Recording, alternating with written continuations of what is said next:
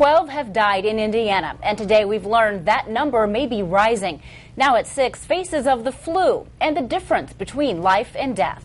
Good evening, I'm Heather Herron. I'm Mark Mellinger. Last week we told you about Allen County's first reported death from the H1N1 virus. Today, News Channel 15 learned a nurse in Evansville died from flu-like symptoms. Her death could be the state's 13th H1N1 related death, and leaders do expect that number to rise. The latest report from the White House forecasts 2 million people will contract the virus this winter, with 30 to 90,000 H1N1 deaths. So, with that in mind, do you know when the symptoms are serious enough to go to the hospital? Tonight, our Alyssa Ivinson digs deeper and finds the answer in her special report, Faces of the Flu.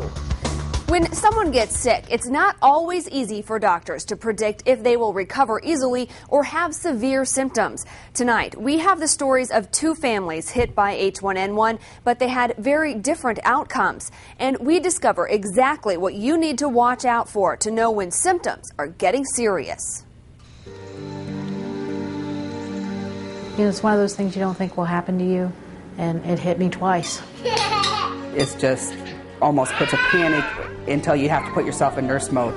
Kick yourself. 2 Indiana mothers, both with children who got H1N1. Katrina, Matt, and Mindy McIntosh live in Dearborn County.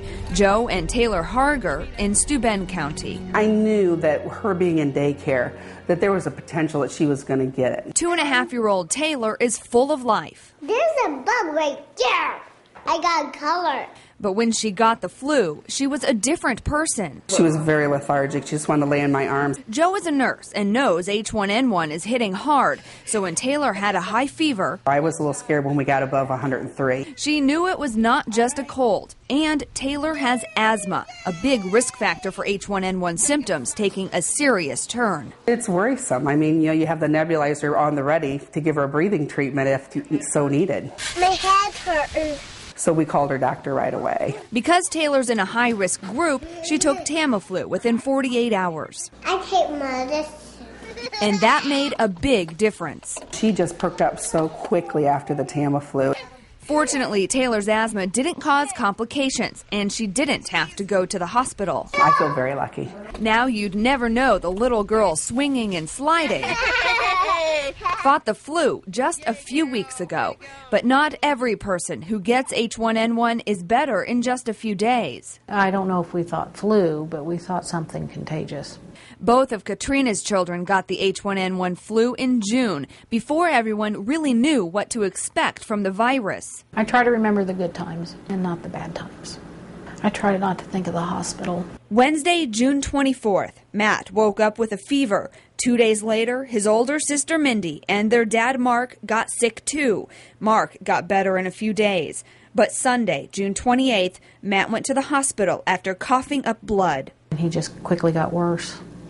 On Monday night, they put him in ICU, and on Tuesday, they air carried him to UC. Matt, just 19 years old, died Sunday, July 5th, 11 days after his first symptoms. Mindy, 26 years old, spent 3 weeks in the hospital and died July 27th. They were both healthy. We don't know why it hit them so hard. Health officials say most severe H1N1 cases are in people with other medical conditions, but a third happen in seemingly healthy people. Usually if people are going to have adverse outcomes, it's usually someone that we can predict might have a problem, but not always with this particular virus. When the children are in the early phases, it's really hard to predict which of those children are going to be better in 24 hours or which are going to get a lot worse. But there are some specific symptoms to watch for. If someone sick with the flu gets a fever that won't go down with medicine, is confused or disoriented, has trouble breathing, or hasn't urinated for 8 to 12 hours, they should get to the ER as quickly as possible.